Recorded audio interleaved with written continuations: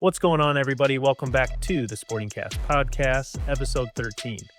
This story is about overcoming adversity, and this gentleman I just met not too long ago, Howie Sanborn. Howie's life changed, but he didn't let that stop him. And Howie's inspiring story is what I want to have him come on and share, because for those that may have had a life-altering impact or sickness or diagnosis or injury, a motivation to keep going and inspire you to keep pushing forward even through the hard times. So Howie, I welcome you to the show. Thank you very much. How are you today, sir? Oh, good. Thank you so much for having me on. No, appreciate it. So Howie, September of 2012, I know, was a very life-altering moment for you. Talk to me what life was like for you before September of 2012. Yeah, so in 2000, after I graduated, I immediately enlisted in the U.S. Army and wanted to become an airborne ranger. So I went through infantry school and airborne school and eventually ended up at a ranger unit and went to ranger school and military free fall school. And if anyone doesn't know what the Rangers are, they're one of the most elite fighting forces in the world. And so for all the training, a lot of hard work, but I deployed a couple of times in support of Operation Iraqi Freedom. And then after those deployments, I had the opportunity to try out for the Army's parachute team, the Golden Knights. It's like a professional skydiving team for the Army. And we kind of do public relations and recruiting. And so super elite team. When I came on, they'd been around for about 50 years, and there had been less than 1,000 Golden Knights in that time. And so our job was just to jump into air shows and Monday Night Football games and baseball games, Yankees games, you name it. I kind of jumped into it. And the really cool job, I mean, you're a professional athlete at that point, but still in the Army and still getting to talk about, fortunately for me, I loved the service. Like, I loved being part of the Army. I loved being a member of that team and representing my country. And so it was a great opportunity to kind of give back and meet the American public and kind of showcase what we were capable of. And so, I mean, to do it, you have to be physically fit. And so everyone on the team ran and a lot of us cycled. And eventually I got into the sport of triathlon. And we have our own planes.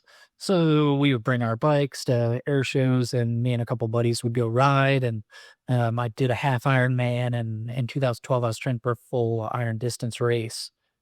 And me and a teammate, we just went out on a bike ride, and, kind of everything changed in September of 2012.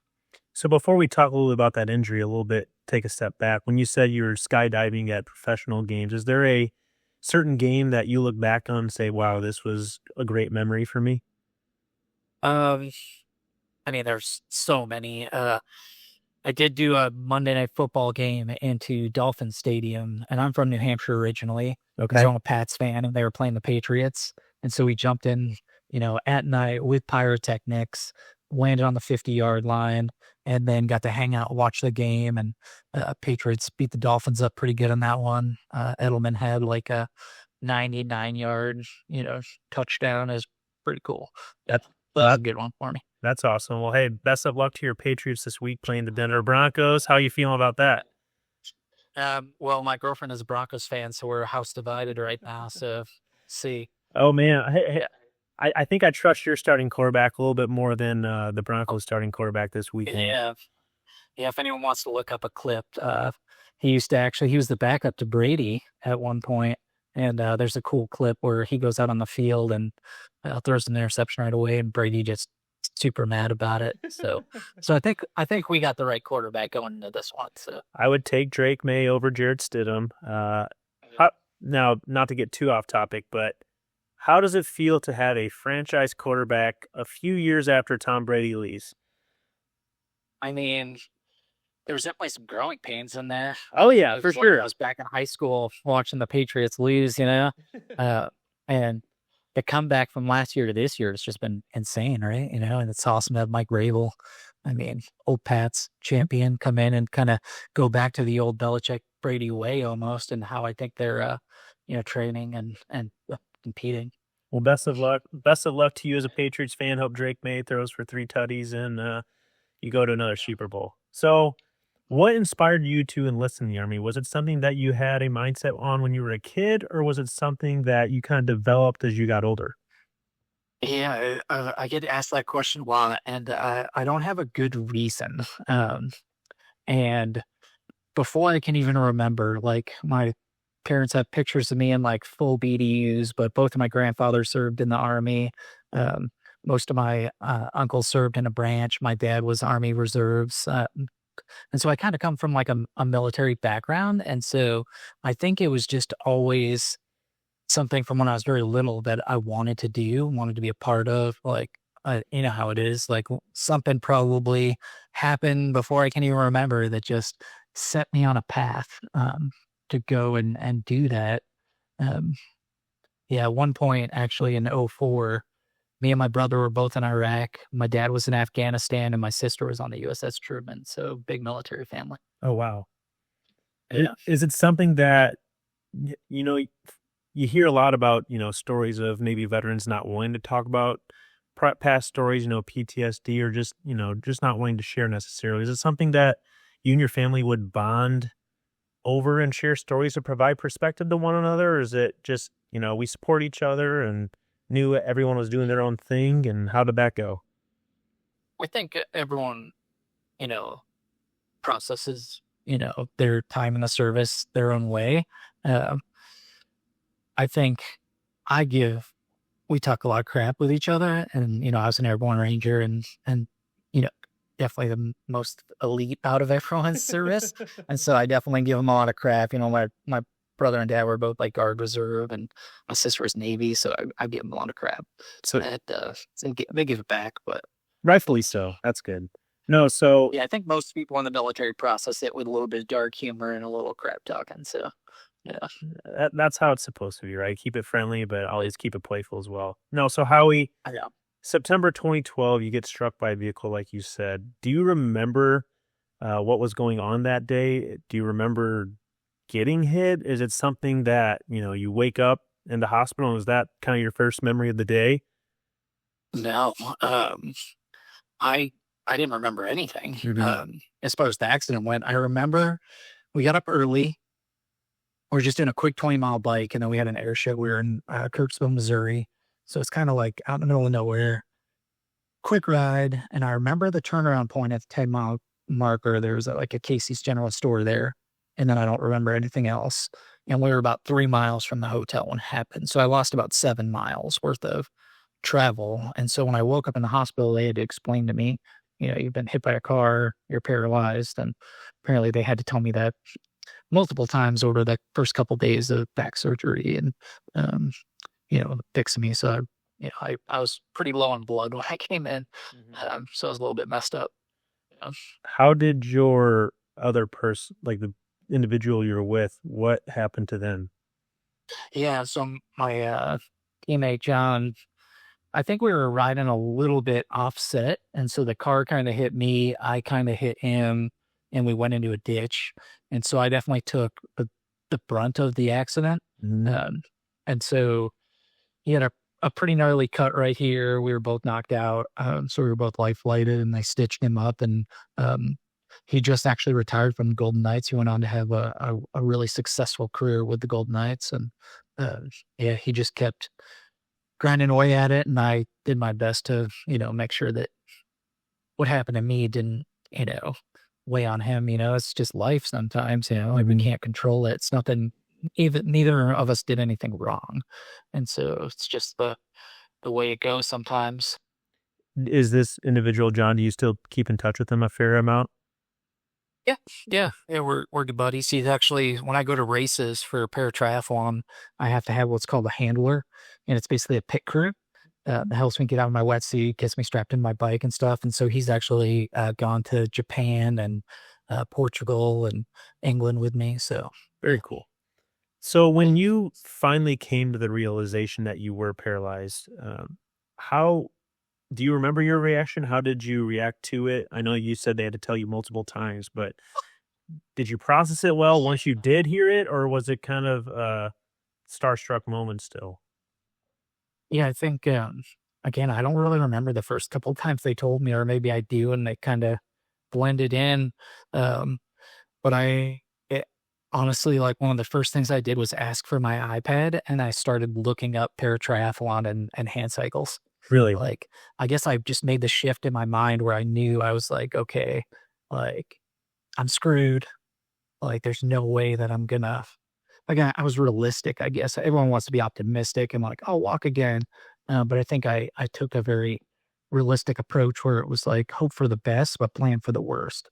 And I knew paratriathlon existed. I'd read about it, about Challenge Athletes Foundation and, um, you know, para sports. I was glad that I knew about it. Um, and so in my mind, I was like, okay, you're going to get medically retired. You're not going to be skydiving with the Golden Knights anymore. Like, you're not going to be serving anymore. Like, let's make a quick shift and like head in a direction. And at that point, paratriathlon wasn't even part of the Paralympic Games. So it's not like I was like, I'm going to go to the Paralympics now. It was more just like, okay, I'm going to go and compete in paratriathlon. And like, I just needed a goal. I needed a direction to kind of, um, start setting up those waypoints that I could start checking off. So, um, So when you said you made that quick shift, did you have any, I don't want to say regrets is the word, but did you have any flashbacks of, why did this happen to me? Or like you said, I know you said life's unfair, but it's not an easy thing that you went through, right? no, no, I think, you go through all the steps, right, of lost, because that's what really has happened. Like I lost that version of me. And so there's, that period of mourning, and you're gonna go through, you know, denial and bargaining and, why did this happen to me? Like, I remember thinking like, this isn't supposed to happen to me. Like, I'm a ranger, like, I'm a golden knight, like, I'm a good person. Like, why is this happening to me? I definitely remember those moments and those days. And I always tell people, newly injured people, I'm like, those are okay to have. That's part of the process. You just can't have more bad days than you have good. And so if you want to take a bad day and you want to, scream into a pillow and cry and avoid everyone for a day, do it. But don't let it compound, you know? And that's kind of how I looked at it. It's like, okay, I'm going to have this moment. I'm going to be mad. I'm going to be sad, whatever it was. And then I'm like, all right, let's shift gears and like, look towards the future or pay attention to rehab or watch a stupid movie or whatever it is to kind of get me off, out of that little hole that I was in. And para sports played a huge role, like a huge, huge role. Um, coming from a team background with the military, getting into para sports and meeting other people that had similar disabilities or different disabilities and watching them overcome it, like that all played like a big role in my rehab, getting me a kind of a driving force to getting me back out into the world. How long was your rehab process? With ICU, and so I did ICU at in the zoo at the University of Columbia Hospital for like 2.5 weeks, and then I went to, at the time it was called Rehabilitation Institute of Chicago. So I was in Chicago, one of the state of the art rehab facilities, and I was there from like October to the end of February, around that time. So like all in all, it was about 6 months of rehab, and you're doing walking therapy and learning how to get dressed again and learning how to do laundry from a wheelchair, learn how to cook from a wheelchair, like how to transfer into a vehicle, how to drive with hand control. So you're doing like all these things. And I did about half of it inpatient, half of it outpatient in Chicago. And the whole time I was like, I want to get back to paratriathlon. And it's just one of those things where like, I think if you're keep an open mind and like an open dialogue with the people around you. Fortunately, I talked about how I got hurt and, I was training for this Ironman and I was a triathlete and I wanted to be a paratriathlete. And one of the rehab physical therapists was like, oh, I do triathlon as well. And I volunteer with this nonprofit organization called Dare to Try. And at the time, Dare to Try was the only paratriathlon specific group in the country, and it was in Chicago. And so it's just like one of those things where it's just like, like fate, whatever you want to call it. But at the end of the day, it comes down to, making those connections throughout my rehab. And so I was able to meet the three people that started it, and one of whom just happened to be an Army veteran as well, Melissa Stockwell, who lost her leg above the knee in Iraq. And so I was able to meet them, and they got me a swim coach, and they got me on the hand cycling. I bought a crappy racing wheelchair, and they had a coach, teaching me how to push it. And so the whole time I'm doing this rehab where it's like, maybe you'll walk again, let's get you in this harness and put you on this walking treadmill and, get your legs moving, and who knows what, maybe it'll spark. And again, hoping for the best, but planning for the worst. So on the other side, I'm, lifting weights and getting in a pool and, making a plan for when rehab ends.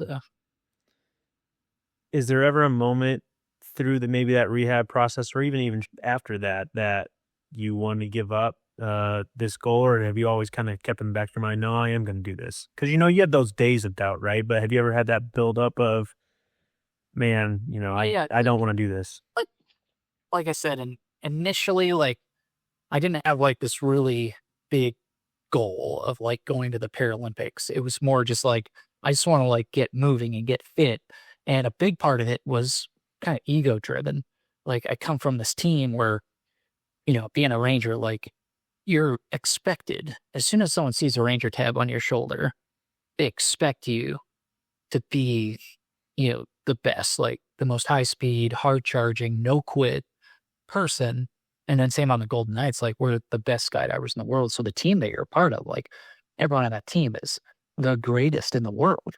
And whether they knew it or not, like friends and family and teammates, like, I could see how they looked at me, like they looked at me like I was broken, which I was. And not that I wanted to prove them wrong necessarily. I just wanted to make sure they knew that this wasn't going to change how hard I worked and how great I could be at something. And so there were definitely days where there were rough days, dark days, really dark days. But there was never a day where I wanted to quit necessarily through the rehab process. There was just days that it sucked. Days that are so mad, just so angry that it happened. And you just keep questioning them, like, why? And then I would just, put on my big boy pants and get back to it. So 2017, you become a national champion as part of the USA triathlon event. What was that feeling like?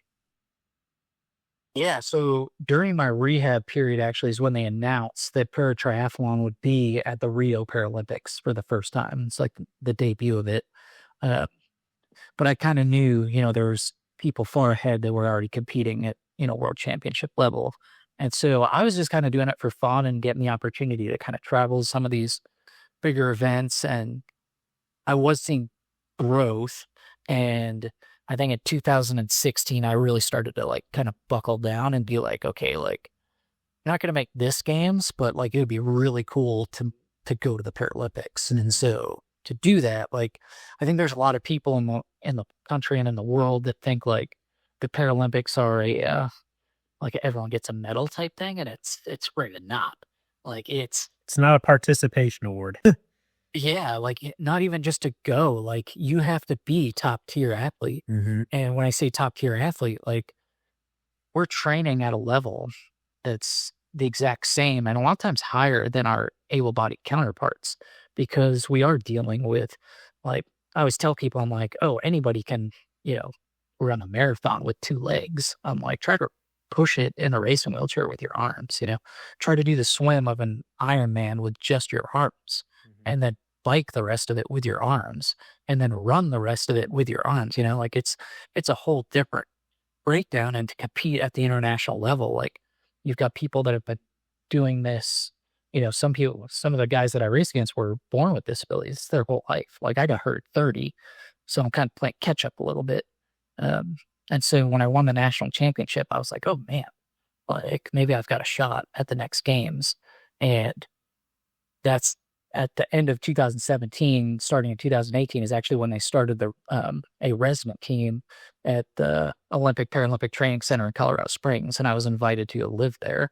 And so, a little backstory, like through this time, like 13, 14, 15, there's this really awesome um, competition called the Warrior Games, where they pit disabled veterans from the Army, Navy, Special Operations, Marine, like all the branches, and we go and we compete in Paralympic style sports. So there's hand cycling and racing wheelchair and wheelchair basketball. And I was part of the SOCOM team, and you can kind of pick what, if you make the team, what sports you want to do, and a lot of times you do all of them. So I was getting to try my hand at seated archery and all these weird things, but I kind of knew where I wanted to be.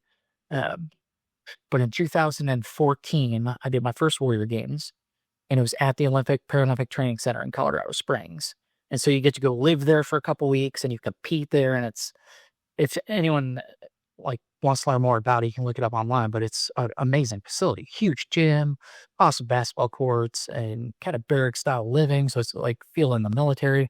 And I remember at one point we're all hanging out, and I was like, guys, how cool would it be to be so good at a sport that you get the opportunity to live here and train here and like be that good. I remember voicing that. And then in 2018, I moved there and I got to live in the dorms and swim in the same pool that Michael Phelps trained in. And, just be 100% in towards the Tokyo Games and living there. I just remember I would look back on that sometimes just to be like, man, you can really put stuff out there and then go get it a lot of times, stuff you think is way out of reach, set the goal and then just go work hard. And, sometimes it just lines up. So it's a pretty cool experience to win the national championship and then get invited to that team. So when you talk about just this sport and training, is there one of the three, but swimming, biking, running, is one harder than the other from your standpoint, either from a training or a mental standpoint? Yeah, I think, I'm sure everyone that does triathlon picks one that's their favorite, probably one that's their least favorite. I would say for me, I didn't start lap swimming until I was 27. And so I grew up on a lake. I could swim, but I didn't lap swim until I was 27. So I'm kind of a terrible swimmer, even after all this time, as far as the three go. And I started a racing wheelchair even later, but I think I'm better on the racing tread than I am on the swim still. And so that's the one where it's like a love-hate relationship where it's like, I want to get better. So I want to go to the pool. I want to be there. I'm training super hard to get better at it. But there are days where I'm like, man, I friggin' hate swimming so much because you do see I feel like I see the least amount of growth there time-wise. And so that's definitely the roughest one for me. No, it's crazy, man. I mean, as a collegiate runner, I struggle with swimming. I can run for days, but the swimming part usually gets me. But one of my good buddies, who is a swimmer and then a runner, he adapted to running a lot easier than I adapted to swimming. So usually swimmers are good runners, but if you're a runner, that does not mean if you're a good swimmer or not. So that's kind of the opposite. Most of the good and great swimmers, I mean, they've been swimming since they were tiny little kids, they've been lap swimming their whole life, open water racing their whole life. So when you come into that one late, it's so technical, and you can be the fittest person on earth. If you don't know how to swim, you ain't going anywhere, you're not going anywhere fast for very long. So, no, I agree. So talk to me about the 2024 Paralympics. How did that process go and what was the experience like before and after it? Well, I'll say this. I talked a little bit about the Tokyo Games. So leading up to the Tokyo Games, we went through COVID. It got pushed from 2020 to 2021. And I just ended up with this seriously gnarly bone infection during COVID. It was in my hip. And so I got stuck in the hospital, in the VA hospital in Denver during COVID for about 5.5 months, had multiple life-saving surgeries. And I came out super unfit, not ready to go compete at a Paralympics by any means. And I worked really hard that off season and into 2021, competed my butt off, had at that point my best season, and I came up short. And so the way that our competition works is we don't get a spot for the country unless someone goes out there and earns it. And so I was the top US male at that point. Uh, but in the world rankings, to go, I had to be 10th or 11th in the world rankings, and I finished the qualification period in 13th. And so I just missed it. And part of missing that was having to leave the Olympic Training Center. And so to anyone that's had a huge goal, like a big goal, and come up short, like I'm sure they know, like that crushing feeling of defeat. And I always say, I mean, I'm sure you can relate. I hate to lose more than I love to win, and it's one of those of it just sits with you a little bit longer. yeah, and it was a lot of work. I mean, I got there in 2018, and I mean, we trained day in and day out, towards the Tokyo Games. And out of everyone I was training with and everyone that came leading up to the games, living in the training center with me from Paratriathlon, I was the only one that didn't make it. And so I've got all these friends around me, and they're literally packing their bags to go to the Tokyo Paralympic Games. And I'm packing my bags because I was asked to leave the training center. And so I was just like sitting in my van, like, man, I will not feel this way again. Like, I will make the next games. And so leaving the training center, I had to find a new coach, and I moved from Colorado Springs back to Denver, where I'd been living before that. And, just sat down with the new coach. It's a coach that I've been at races with and felt that we would connect really well with. We had like a 2-hour meeting, and then kind of see like if he wants to coach me type thing. And we came up with a plan, and I got right back to work because, I don't like losing. And part of me is kind of glad I didn't go to that games. I think I would have just gotten destroyed. And in my opinion, it shouldn't be a participation award. And so I wanted to go and be competitive.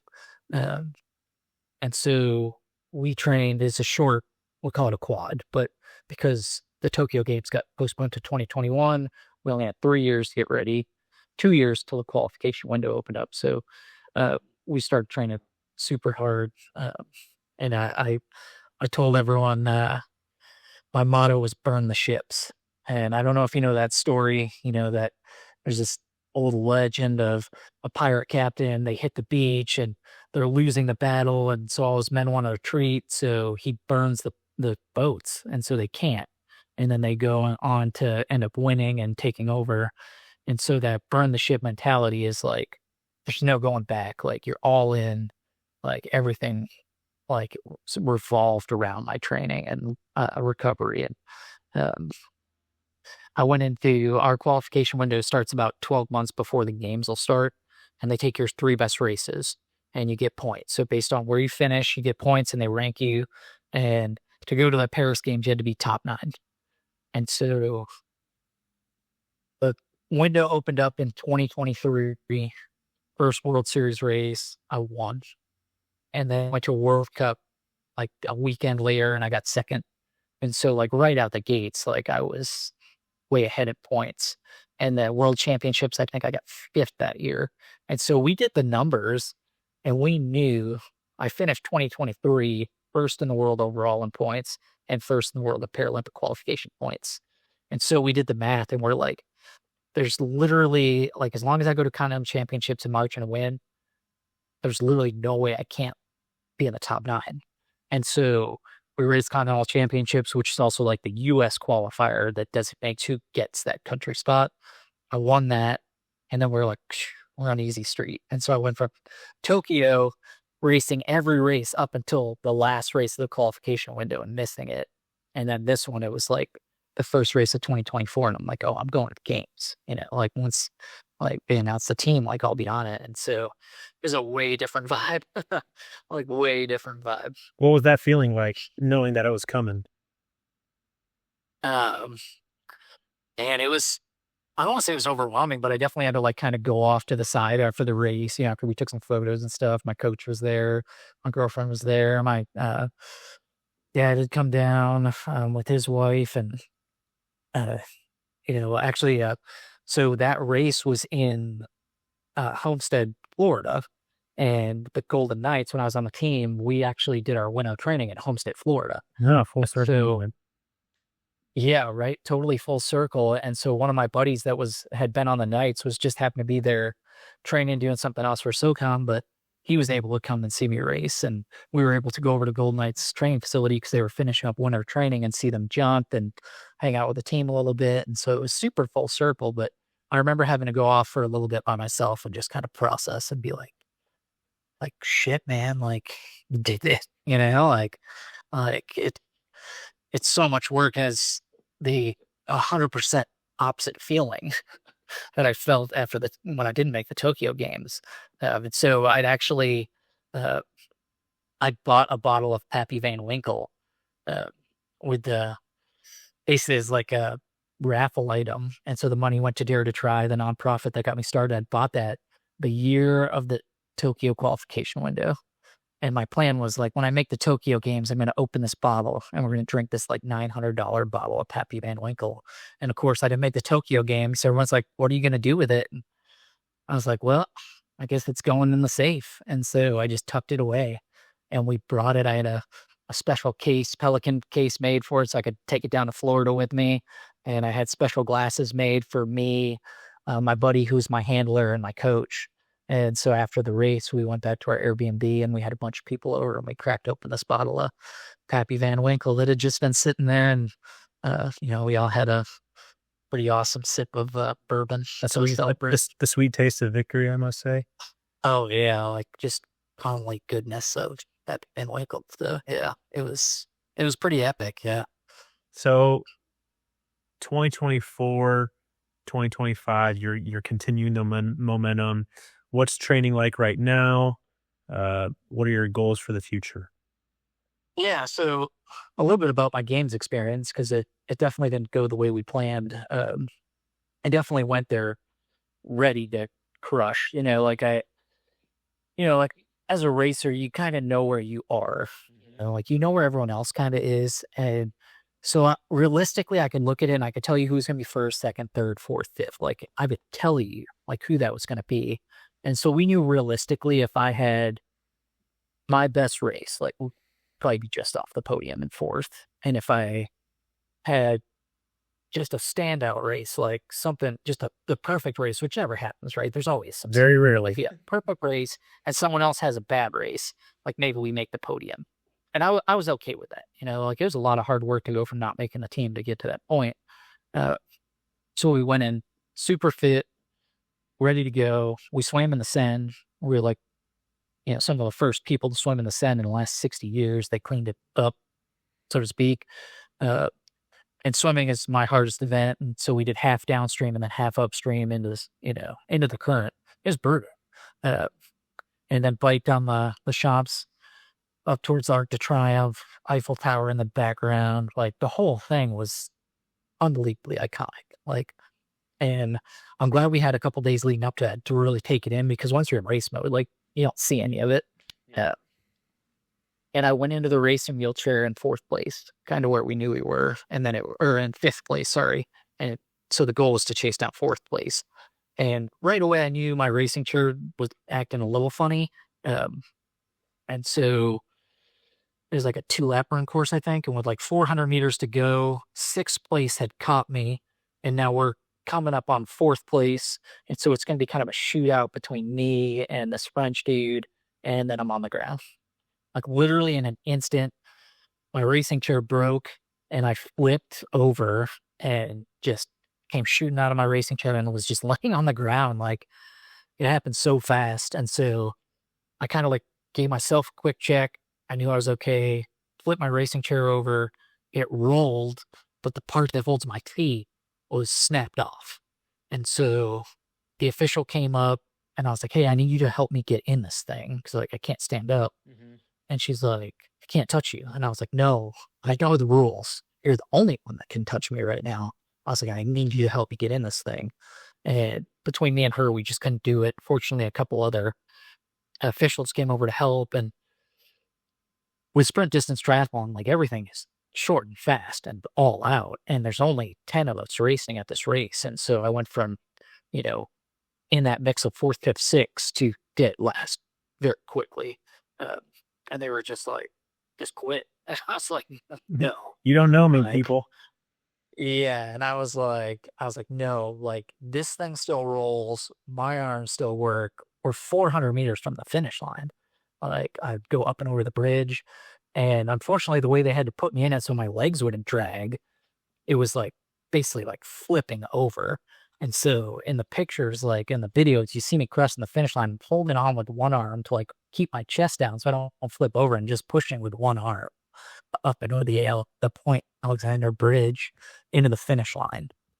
And yeah, that was a mix of wide range of feelings just because, I kept telling her, I'm like, I didn't promise like even myself a medal, like I didn't promise myself any position. I just promised that I would get to those games and go there as ready as I could be. And I did that. And this was out of my control type thing.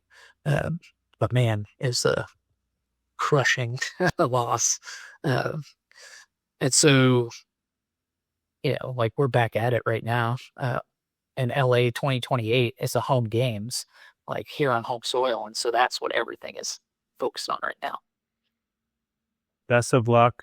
Pretty good luck. Hopefully we'll get you on maybe one time in a couple years just to give a preview of where you're going.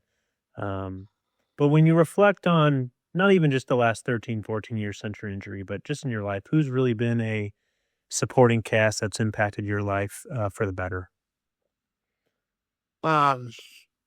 I mean, all the para athletes that it's crazy. Like that community, we all have and continue to struggle with so much when it comes to medical care and cost of equipment. And, it can be really out of reach for a lot of people with disabilities, just the world we live in. I can't go to Walmart and buy a hand cycle.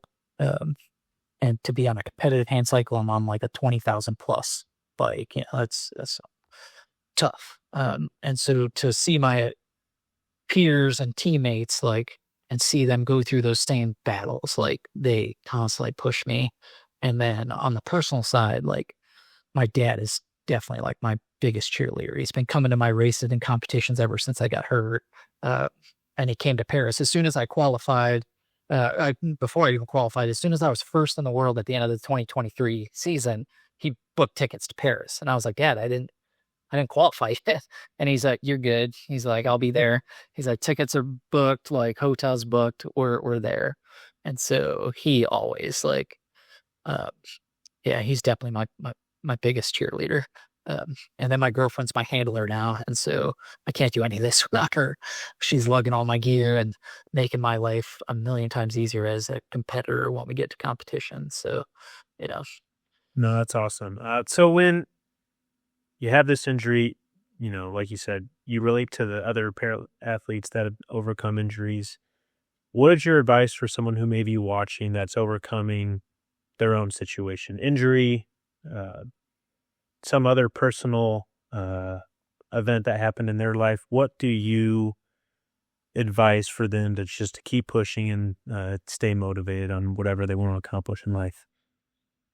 Yeah, I mean, I always tell people like I think a purpose-driven life is crucial regardless of injury, regardless of illness, regardless of anything. Like, find your purpose. It might be sport, it might be academic, it might be whatever it is, doesn't really matter. And then just start to set goals. And I think that goal setting, if you're realistic it and not just realistic on making sure it's something you can get, but maybe even something that's a little bit out of reach to really drive you to get better. And then find a coach. Like having a coach has made all the difference. And again, and whatever that is, whether it's a life coach or athletic coach, like someone to help you,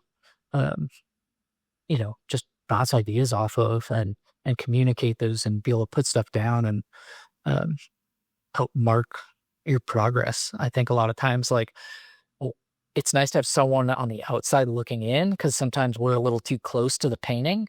And so you think it's a mess, and someone else that's a little bit further back is like, can help you take that step back and be like, no, like you're painting a masterpiece right now.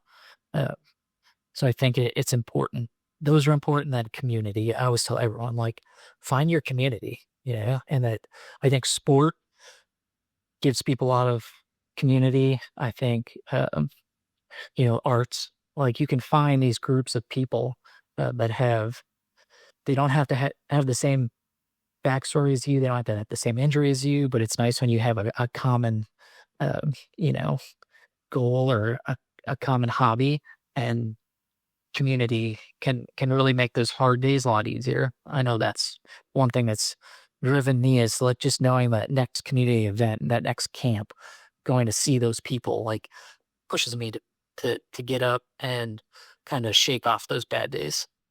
Howie, thank you very much for sharing your story.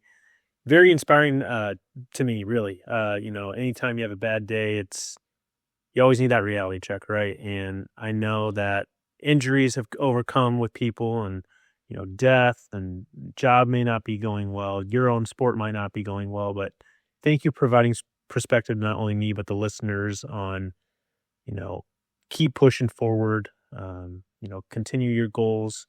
It's still January 2026. Keep push on your New Year's resolutions. The statistics are half the people stop working on those goals by the end of January. So thank you very much for all that you've done for the sport and just sharing your story. And best of luck to you in 2028. And ideally, we'll have you on sometime before then. Yeah, that would be awesome. Yeah, I hope everyone comes out, tunes in, and watches the Paralympics. It's